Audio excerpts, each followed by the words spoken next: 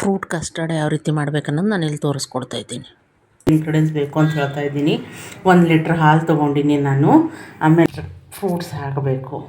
Black grapes, ಬಾಳೆಹಣ್ಣು, apple, ಆಮೇಲೆ grapes ಇಷ್ಟನ್ನು ಫ್ರೂಟ್ಸ್ ಹಾಕೋಬೇಕು. ನಿಮ್ಗೆ ಯಾವ್ದು ಇಷ್ಟನೋ ಆ ಫ್ರೂಟ್ಸ್ ಹಾಕ್ಕೋಬೋದು ನೀವು. ಕಸ್ಟರ್ಡ್ ಇರ್ತದಲ್ಲ ಅದನ್ನು ತೊಗೊಂಡು ಈ ರೀತಿ ತಣ್ಣಗಿರೋ ಹಾಲು ಅಥವಾ ತಣ್ಣಗಿರೋ ನೀರು, ತಣ್ಣಂದೇ ಹಾಕಬೇಕು, ಬಿಸಿ ಹಾಕಬಾರ್ದು. ಈ ರೀತಿ 1 ಗಂಟೆ ಇರಲಾರ್ದೆ ಕಲಸಿಟ್ಕೋಬೇಕು. ಈ ರೀತಿ ಕಸ್ಟರ್ಡ್ ಪೌಡರ್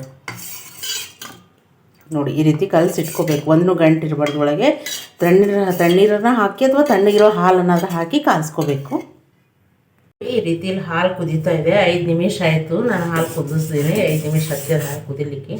ಹಾಲು ಕುದೀತಾ ಇರ್ತದಲ್ಲ ಆವಾಗ ಇದು ನಾವೇನು ಕಲಸಿಟ್ಕೊಂಡಿರ್ತೀವಲ್ಲ ಕಸ್ಟರ್ಡ್ ಪೌಡರು, ಅದನ್ನು ಇದರಲ್ಲಿ ಹಾಕ್ಕೊಂಡು ಕೈ ಆಡ್ಕೋತಾ ಇರಬೇಕು. ಈ ಥರ ಹಾಕ್ಕೊಂಡು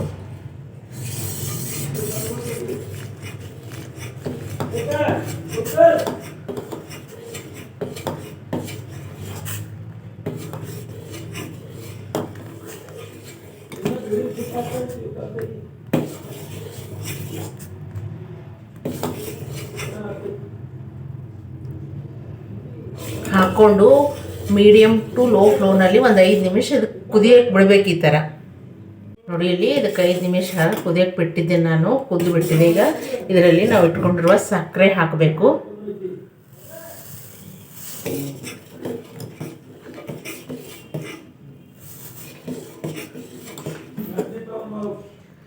ಸಕ್ಕರೆ ಹಾಕಿ ಚೆನ್ನಾಗಿ ಸಕ್ಕರೆ ಕರಗೋರನ್ನು ಇದಕ್ಕೆ ಅಲ್ಲಾಡಿಸ್ಕೋಬೇಕು. ಈ ರೀತಿ ಸಕ್ಕರೆ ಎಲ್ಲ ಚೆನ್ನಾಗಿ ಕರಗಬೇಕು ಇದರಲ್ಲಿ.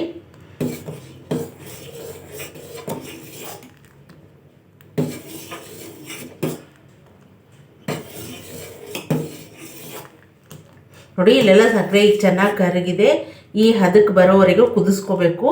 ಆಮೇಲೆ ಗ್ಯಾಸ್ ಬಂದ್ ಮಾಡಿ ಬಿಟ್ಟು ಬಿಡಬೇಕಿದೆ. ರೂಮ್ ಟೆಂಪ್ರೇಚರಲ್ಲಿ ತಣ್ಣಗಾಗೋವರೆಗೂ ಬಿಟ್ಟು ಬಿಡಬೇಕು. ಇದನ್ನು ಒಂದು 15-20 ನಿಮಿಷ ತಣ್ಣಗಾಗ್ಲಿಕ್ಕೆ ಬಿಟ್ಟು ಬಿಡಬೇಕು. ಆಮೇಲೆ ಒಯ್ದು ಫ್ರಿಜ್ನಲ್ಲಿ ಇಟ್ಬಿಡಬೇಕು.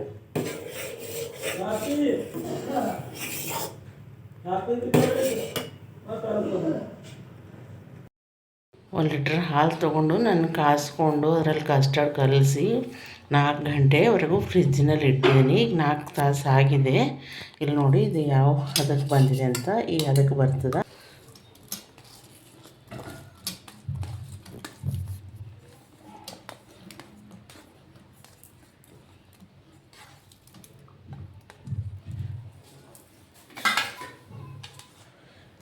ಈ ರೀತಿ ಎಲ್ಲ ಫ್ರೂಟ್ಸ್ ಹಾಕಿ ಈ ರೀತಿ ಕಲಿಸ್ಕೋಬೇಕು.